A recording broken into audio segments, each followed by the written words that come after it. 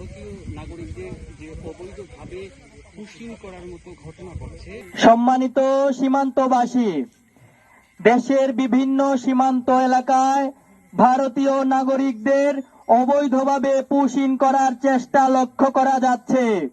এ ধরনের অবৈধ কার্যক্রম প্রতিরোধে সুনামগঞ্জ সীমান্তে বিজিবি সদস্যরা 24 ঘন্টা কঠোর নজরদারি ও টহলে নিয়োজিত রয়েছে।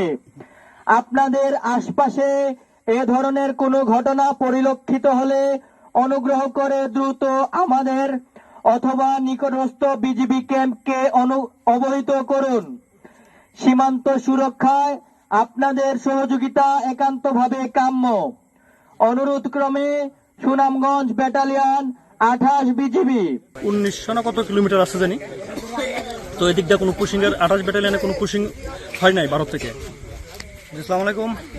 যে সুনামগঞ্জ 28 ব্যাটালিয়নের, তো আমরা বিভিন্ন বাংলাদেশে বিভিন্ন প্রান্তে কুড়িগ্রাম, লালমনিরহাট এগুলো দিকে অনেক পুশিং হয়েছে, তো আমরা বিভিন্ন চ্যানেলে খবরে দেখতে পাচ্ছি, কিন্তু আমাদের সুনামগঞ্জ 28 ব্যাটালিয়নে এই পর্যন্ত কোনো পুশিংয়ের কোনো ঘটনা ঘটে নাই।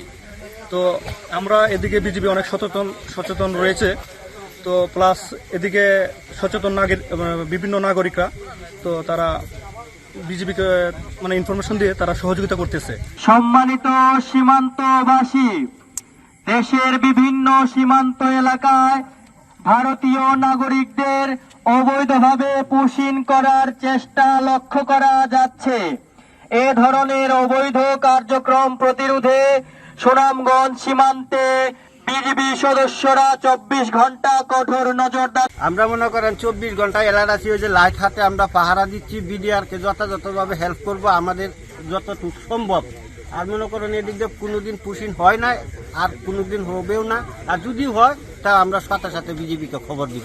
আর বিজিবি 24 ঘন্টায় টহলে আছে আমাদের এলাকায়। এ ধরনের অবৈধ কার্যক্রম প্রতিরোধে সুনামগঞ্জ সীমান্তে বিজিবি